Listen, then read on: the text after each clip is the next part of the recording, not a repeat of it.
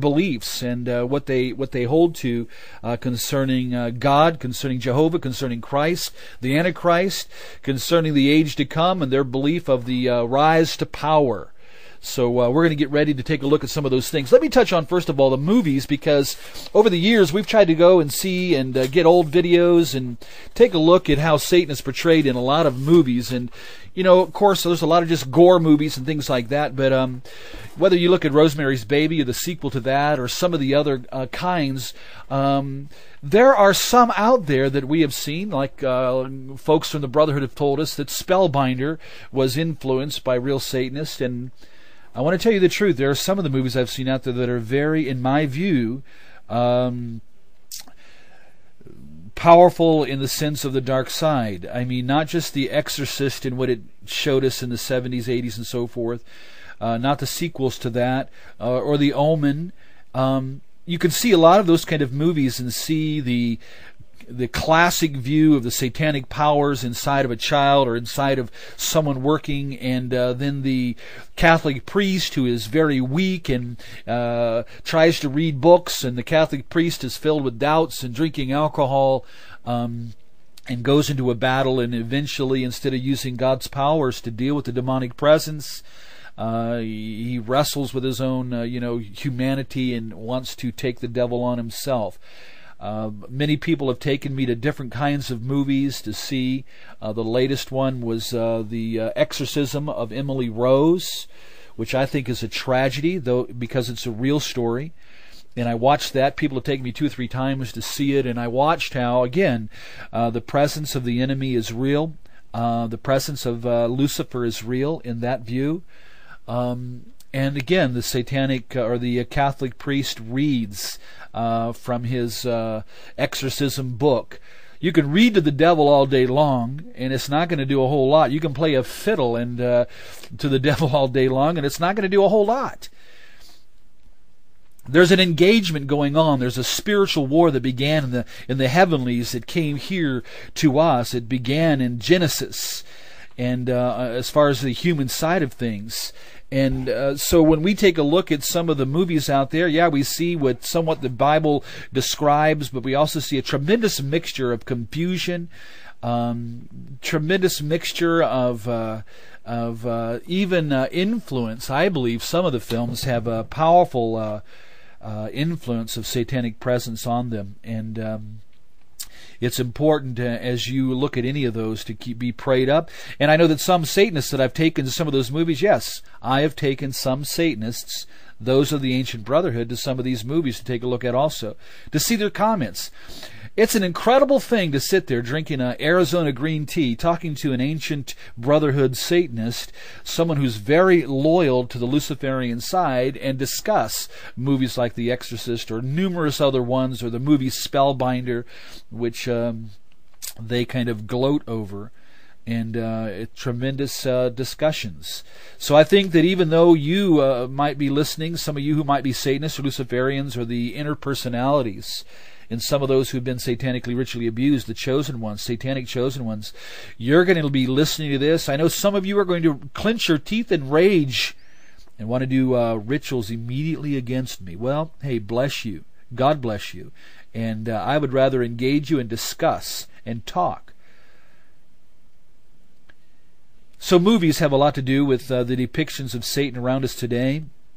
We also take a look at the dabbler or the rock Satanist. A friend of mine from California, San Jose, just sent me about 7 or 8 pictures where his church, somebody came by with cans of paint and sprayed on the side of the windows, "Hail Satan," "Satan rules," all kinds of things across all the windows, the front doors of the church. Of course, we've been called into a number of places, graveyards and churches and so forth, where a dabbler, some young person who has either seen the images on rock albums and been influenced in that way, or read the ABCs of witchcraft, maybe even the Satanic Bible. Some dabblers who've gotten a hold of some things, and they've gone out to desecrate, churches. There are some satanic websites you can go to and join, but part of the joining of those is not only your renunciation of Christ, but you will have to pass some tests One of the websites I looked at and downloaded some of their requirements for joining, one was you have to go and desecrate a church. You have to go in and put pentagrams and do all kinds of stuff. And some classify that as the dabbler, those who are just beginning to get in. It's not that they're not dangerous. Sean Seller was a dabbler in the beginning and got into satanic practice, and he grew from that. His anger towards God for not answering his prayers. He desired to have power in his life, and he began to drink blood, and he got involved and got information, and began to desire to break all the 10 Commandments, he and a friend, which ended up, though, as he himself says in a video I saw at the Youth for Christ Training Center years ago, as they went and did an interview with Sean Sellers. He shares how on the day that he killed his mother and stepfather, that he went into his room and into his closet to where he had his satanic altar and the blood and everything else, that he took off the protective pentagram. I'm not sure the level and depth of powers that he really understood or rituals that he understood, but he took it off, and he said that he felt his chest expand. He went in with his gun and shot his mother in the head and shot the stepfather also and killed both of them. He said that he laughed in satanic glee, cleaned up, left the house, went to his friend's house, and slept, and came back later. Sean Sellers began as a dabbler. Dabblers can be dangerous. Many high school students and young folks that you see with 666 and anarchy signs and things like that, that's the dabbler. They're out there.